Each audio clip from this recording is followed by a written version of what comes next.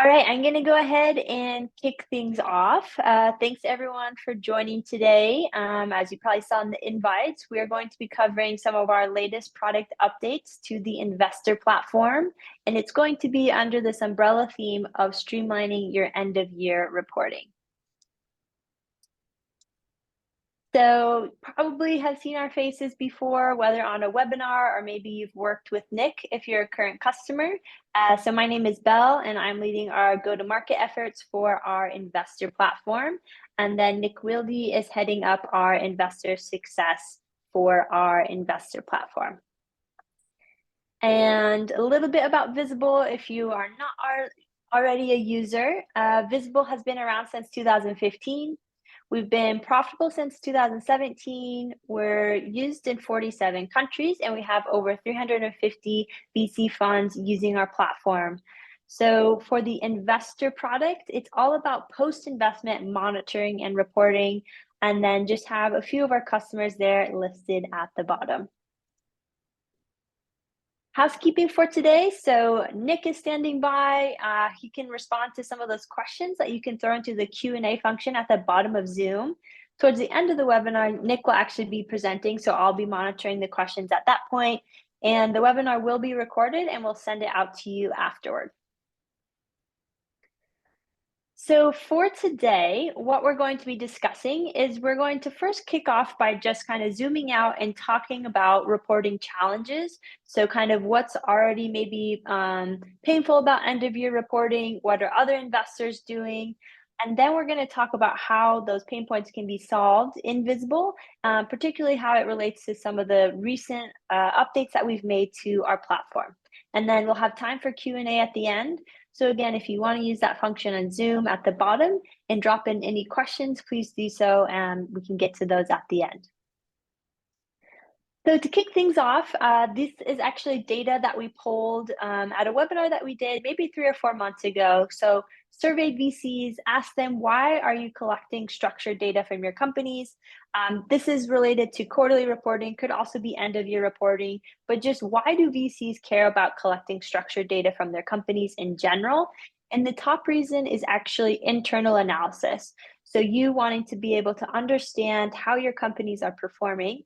And then it kind of blends into that second point there. So understanding how companies are performing so that you can better support your portfolio companies. And then the third reason that VCs care and are putting effort towards collecting structured data is because they actually need to do their own reporting back to their LPs or back to their investors. And that last part today, that last part is what we'll kind of focus on today. So if you need to do any sort of end of year reporting, that's really where we'll be focusing our time today.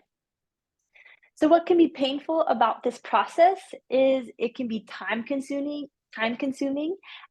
You may have messy or unreliable data. And then if you do have some data from companies, it may be hard to find actually accessible insights that you can share with your team. So this is specifically why Visible was designed, and we're going to focus again on these pain points here and how they can be solved with our recent product updates as we kind of transition into the demo here at the end of the webinar. So we get this question a lot, like when people are setting up their portfolio monitoring processes for the first time, kind of what are other investors doing, what's normal? So we actually have this aggregate data that we pulled from our user base, and it's definitely anonymized, and we've summarized it here. So most investors, 67%, are asking for data from their portfolio companies on a quarterly basis. So if it's not quarterly, it could be monthly. We see that more commonly if it's really early stage companies, or it could be annually, or it could be semi-annually or some irregular frequency. And particularly those like one-off requests or annual requests is going to be something that's well suited for actually one of our recent product releases. Again, we'll talk about that more in a moment. And 84% of investors are asking for a qualitative update in addition to just metric data from their companies. So, most investors are asking for 5 to 10 metrics, but they're also asking for things like highlights and lowlights from the quarter or updates about fundraising and things like that. About 50% are also asking for files from their companies. So this could be, balance sheet or other financial documents. So that's something that investors that are using Visible are asking for from their companies. And then a few others here, 25% are asking a yes/no question. And then just to kind of normalize what it looks like to ask for data from companies, the average number of reminders that investors are sending out is about 4. And that's something that can be streamlined and automatically set up within your Visible account. And then to get the highest response rate from companies, investors are sending about 6 reminder emails to their companies. So just to kind of normalize that as a practice.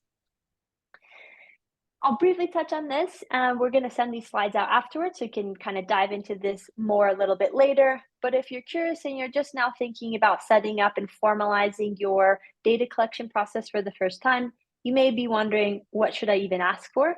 And so this is what is most common and what we would recommend. So we're seeing revenue, cash balance, burn rate, runway, net income, and headcount.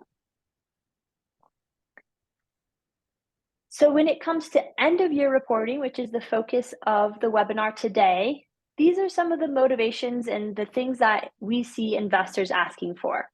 So the first one listed here, capital metrics. What I mean by that is investors asking companies for updates about how much capital they've raised. So it could be total amount of capital raised to date. It could be total amount of capital raised this year. But there is a need from a reporting perspective for investors to understand how much capital has been raised from their company. So that's pretty common in end of year reporting. We also see forecast metrics. So, year is coming to an end, starting to think about 2024. And so asking for future quarters, future months of data from companies. And then also on an annual basis, end of year, pretty common to see impact metrics, ESG reporting related questions related to diversity across the teams in your portfolio. Investors are asking for net promoter scores to understand how their platform or how the support that they're providing their companies is actually perceived by their companies.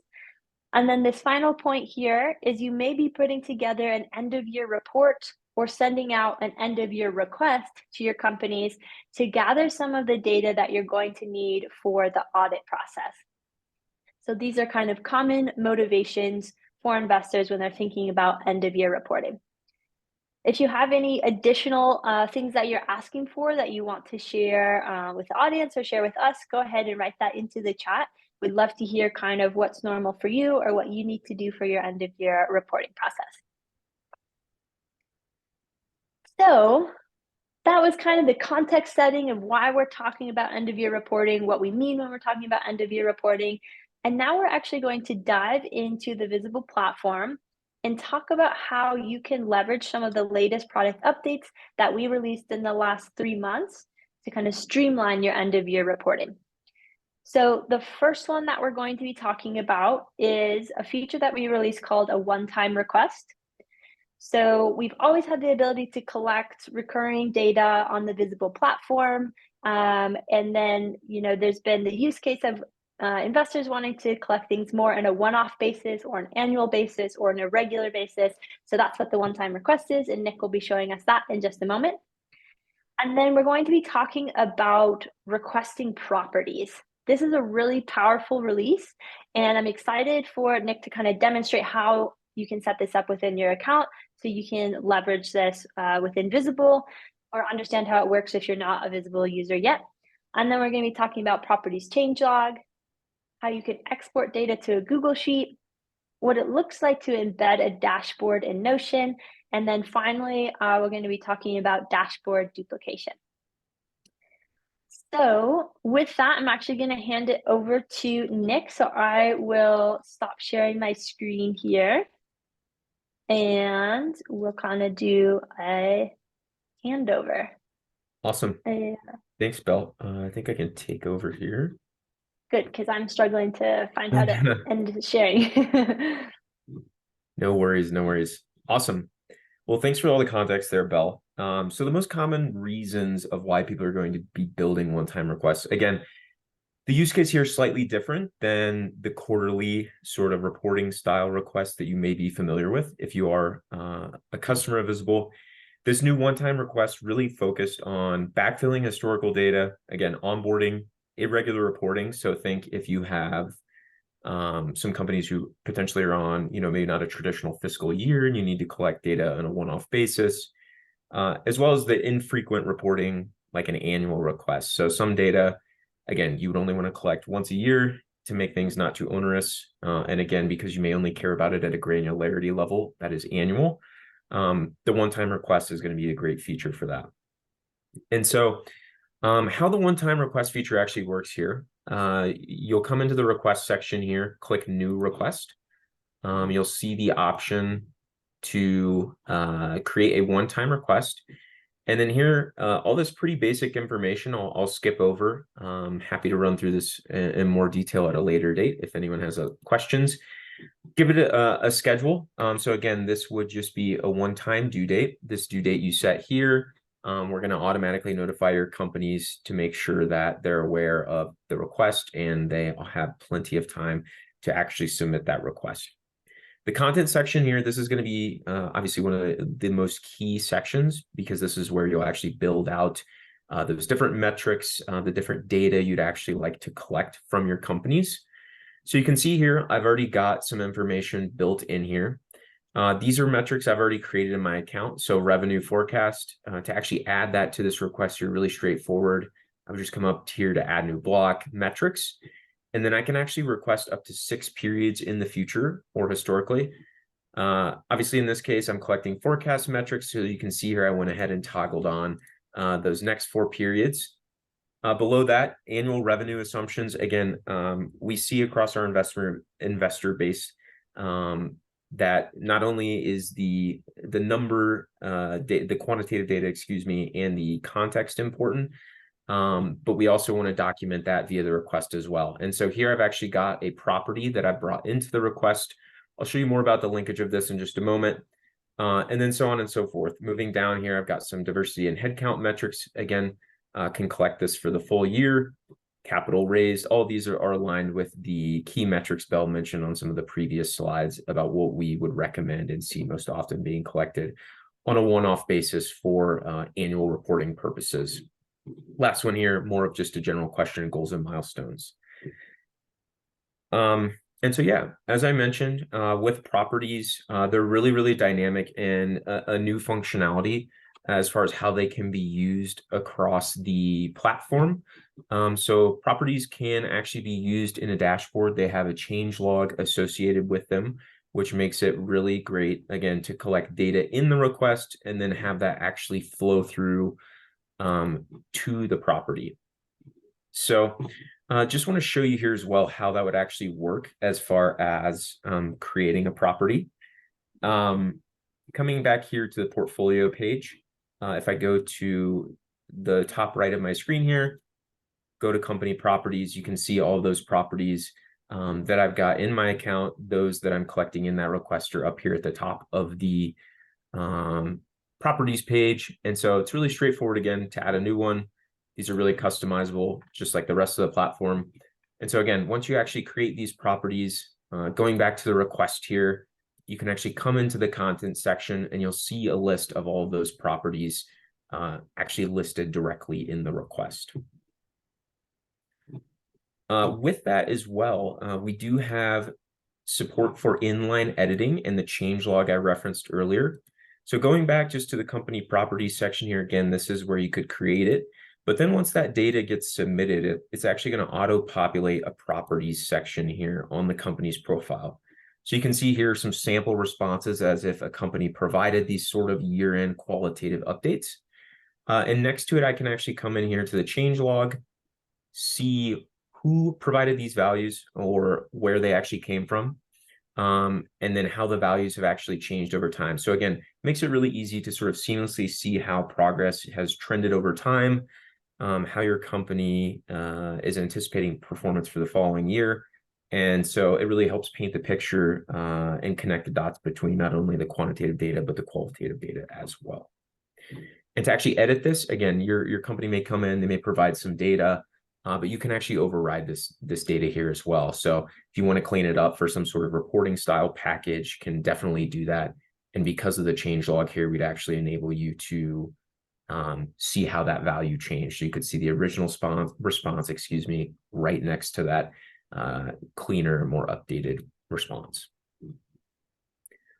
As far as visualizing this data, obviously, once you collect it, you want to take it, do something with it, and get value out of that data collection. So I have gone ahead and put together a sort of sample dashboard here of what it could look like if you're actually going to just review the fund at the end of the year, and actually take some of the data you've collected you might otherwise be tracking in your account, and actually see that and share that out to the team. So again, all of the data here is dynamic based on what I've captured or what's been entered into your account.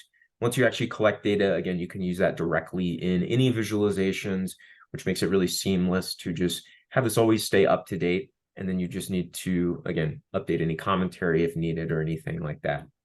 So you can see here, again, we support freeform text, rich text, a number of different charting types. A really simple example here just to help paint the picture, and so you can get a better idea of how this tool is actually used when conducting sort of portfolio or fund reviews type meetings. Excellent. So yeah, that's looking really good. So you pulled in some of the data that you asked for in the request and aggregated it here in this dashboard. And so I can see in the top left here, this is labeled Fund 1 2023 review. And I would love for you to show how people can actually make a duplicate of this dashboard. So if I wanted to see what this looks like and what the numbers look like for, say, Fund 2, how would someone go about doing that? Yeah, absolutely.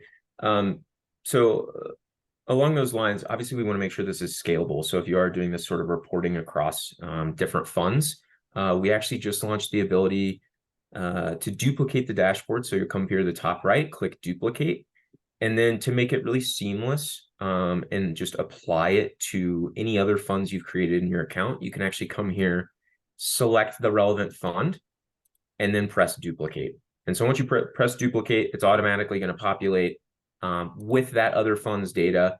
And again, just making it really easy to quickly scale your sort of reporting process and just see consistent structured data across your actual firm. Great. Sorry, go ahead, Bill. Go ahead. No, go ahead. Awesome. And so just to continue the example, we absolutely understand that our customers are using other systems and sometimes want to have just the transparency and a sort of cohesive data set across the different platforms. And so we also support the ability to embed dashboards via link. So if I come up here to the top right, you'll see I've got this button and I can click share by link here, turn on link sharing. And from there, you can actually just use the link here to embed in a platform like Notion. That's going to be the most common solution we see as far as how people are actually taking a dashboard, embedding it elsewhere. And so really straightforward. Here, I've just got it in sort of condensed view, and I can scroll through it. But once in Notion, for those familiar, you can just / here, and then you've got the option to actually embed an image via link. So really straightforward. You just copy and paste that link in there.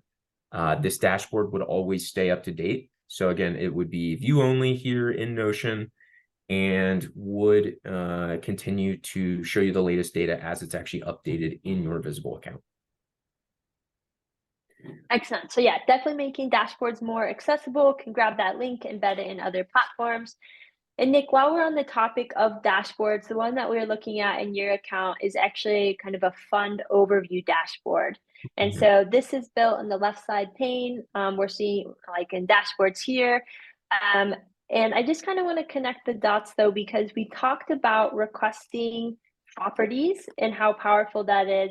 But could you show me an example within a company's profile, what it looks like to then review on a dashboard some of their qualitative responses?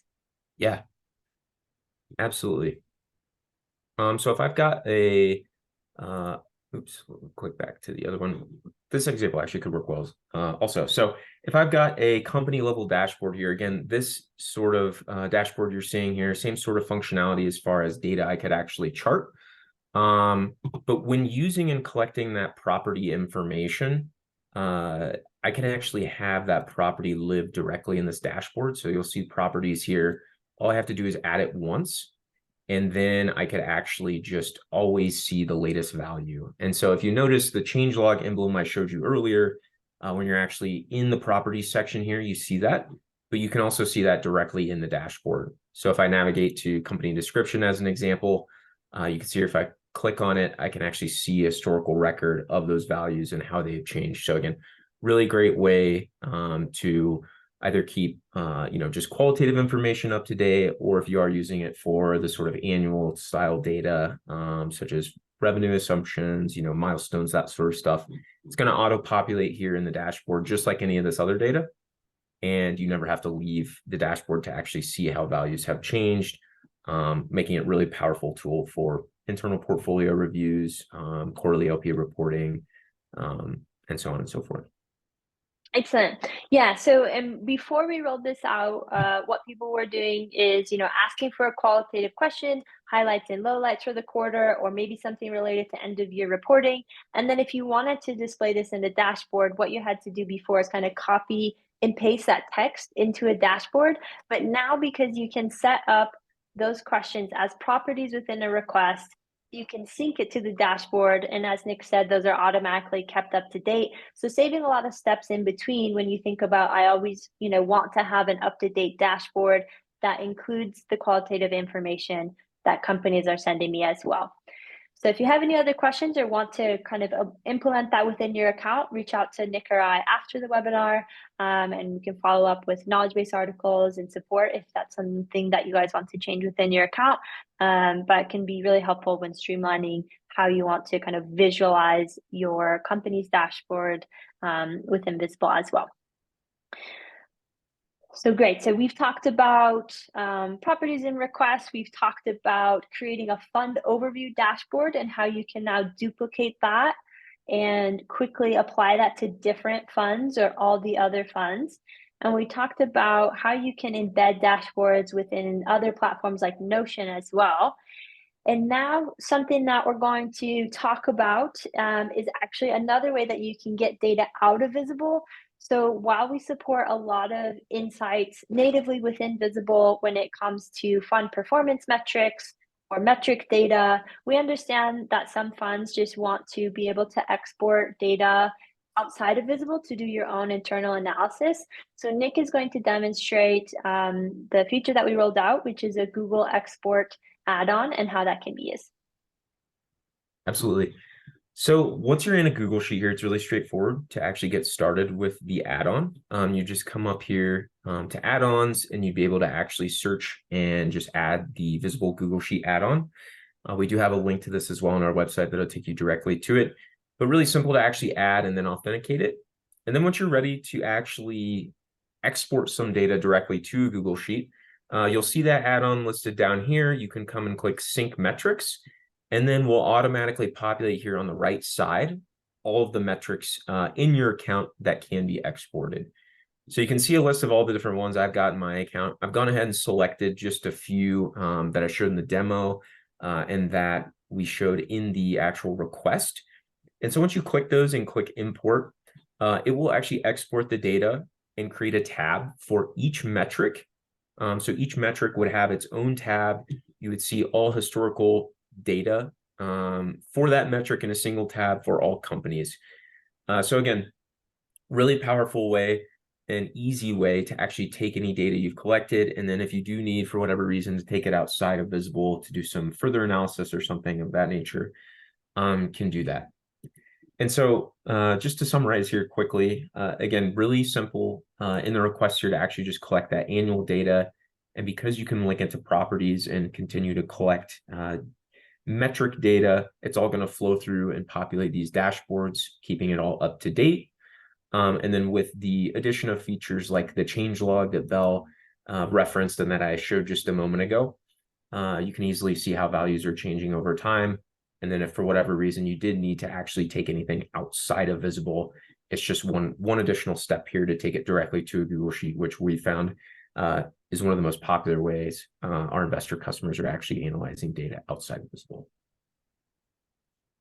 All right, excellent. So that is all we had planned to demonstrate today. If there's any questions, feel free to write that into the Q&A function or follow up with Nick and I after the webinar. Again, we'll go ahead and send out this recording. So if you kind of missed a few steps or we went too quickly, you can follow the recording afterward. But really appreciate everyone for joining us today. And yeah, have a good rest of your day. Thanks, everyone. Thanks, Nick.